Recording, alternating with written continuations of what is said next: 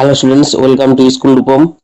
আমাদের তৃতীয় পর্যায়ক্রমিক মূল্যায়ন ষষ্ঠ শ্রেণীর একটি স্কুলের প্রশ্নপত্র নিয়ে হাজির হয়েছি পরিবেশ ও বিজ্ঞানের। আমার সুবিধার্থের জন্য আমি স্কুলের নামটি হাইড করে দিয়েছি। তো প্রথমে দেখো 7টি প্রশ্ন।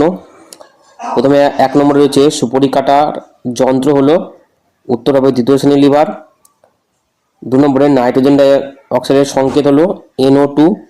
টাইফয়েড রোগের জন্য দায়ী হবে ব্যাকটেরিয়া। বায়ু একটি মিশ্র পদার্থ। চাষের জমি থেকে পাওয়া বর্জ্য হলো DDT। একটি ধাতুকল্প হলো অ্যান্টিমনি। তামার প্রধান আকরিক হলো কপার গ্লাস। 2-এর দাগে 8টি প্রশ্নের উত্তর করতে হবে। ড্যাশ হলো ড্যাশ স্তন্যপায়ী প্রাণী হলেও উঠতে পারে বাদুড়। 2 নম্বরে রয়েছে সুরেলা গানের মাধ্যমে নিজেদের মধ্যে যোগাযোগ করে তিমি।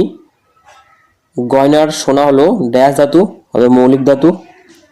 তুলাযন্ত্রের সাহায্যে মাপা হয় বস্তুর ভর।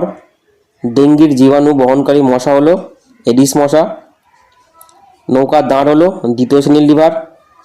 1 নিউটন পার বর্গমিটার সমান হলো 1 পাস্কাল।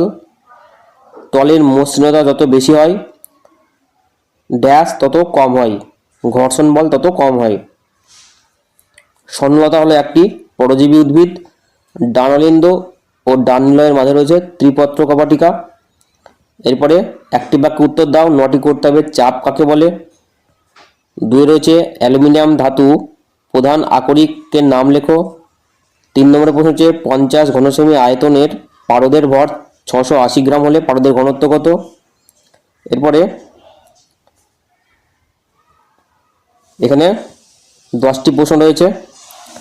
4-এর দাগে রয়েছে যে কোনো 8টি প্রশ্নের উত্তর দাও। তোমাদের এখান থেকে 8টি প্রশ্ন বেছে নিয়ে করতে হবে। 10টি প্রশ্ন রয়েছে, প্রতিটি প্রশ্নের মান 3। 5-এর দাগে 11টি প্রশ্নের উত্তর দিতে হবে এবং প্রতিটি প্রশ্নের মান 2। মোট এখানে 14টি প্রশ্ন রয়েছে। তো এই ছিল আজকের ভিডিওর বিষয়বস্তু।